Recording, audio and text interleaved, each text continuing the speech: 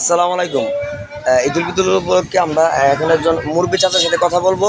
তিনি কিভাবে ঈদ করছেন আপনাদের সবাইকে বলার জন্য উনি আমাদের কিছু কথা বলবে। আসসালামু আলাইকুম। ওয়ালাইকুম সালাম। কাকা ভালো আছেন? জি আলহামদুলিল্লাহ। আপনি আপনি জি ভালো আছি আলহামদুলিল্লাহ। আপনারা যেরকম আমার জন্য দোয়া করছেন আলহামদুলিল্লাহ আমি ভালো আছি। আপনার বাড়ি কোথায় কাকা? আমার বাড়ি পাহাড়। পাহাড়পুরে। আচ্ছা যাক, আপনি বাজার কি করেন? আপনি আমি বাজার সাহায্য উঠাই। সাহায্য ওঠান? আসলে কিন্তু আমি কোনোদিন আপনারা দেখি না, আজকে আমি ফার্স্ট শুনছি আপনি সাহায্য ওঠান। আচ্ছা যাক, আপনারা যে যেখান থেকে দেখতেছেন কাকার জন্য দোয়া করবেন অবশ্যই।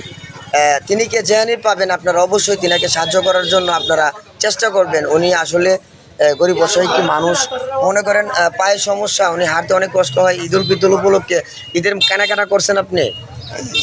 কেন ভাই, কেনার মতো তো কোনো তৌফিক নেই। মানুষরা চা দিচ্ছে সময় সময়, তাই খাইছি। এগুলোই খাইছেন? সুষ্ঠুভাবে পালন করছি। আচ্ছা যাক, তিনি আসলে অনেক অন্যরকমভাবে তেনার জীবনযাপন করতেছেন, কিন্তু এটা আসলে বলার মতো কিছুই নেই। আমার আসলে তিনি গরিব একটি মানুষ। আপনার বাড়ি না কোথায় বলছিলেন? পাহাড়পুরে ওনার বাড়ি। পাহাড়পুর কলোনিতে উনি তাকে আপনার আপনার পাহাড়পুর কলোনিতে আপনি থাকেন? জি।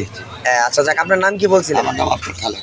আব্দুল খালেক। উনি পাহাড়পুর কলোনিতে থাকেন এবং ওনার নাম হলেন আব্দুল খালেক। উনি গরিব অসহায় একটি মানুষ। ওনাকে অবশ্যই আপনারা যে যেখান থেকে বিদেশ অথবা প্রবাসী ভাইদেরকেও বলতেছি, আপনারা যে যেখান থেকে পারেন অবশ্যই ওনার সাথে যোগাযোগ করবেন। ওনার নাম্বারটা আমি এই মুহূর্তে দিয়ে দেবো। আমি কোনোদিন আমার এই প্রোফাইলে আমি কারো ভিডিও দিয়ে এবং আমি কারো নাম্বার দিই নাই, বাট আজকে ওনার যে নাম্বারটা আমি দিয়ে দেবো, আপনারা যে যেতটুকু পারেন ওনাকে হেল্প করবেন ইনশাল্লাহ। আর ওনার নাম্বারে আপনারা বিকাশে পাঠিয়ে দিবেন।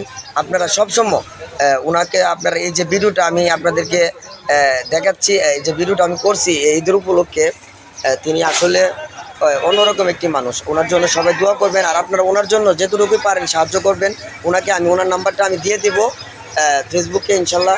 আপনারা অবশ্যই আপনারা তিনের জন্য দোয়া করবেন এবং তিনি যতটুকু পারেন আপনারা একটু সাহায্য করবেন।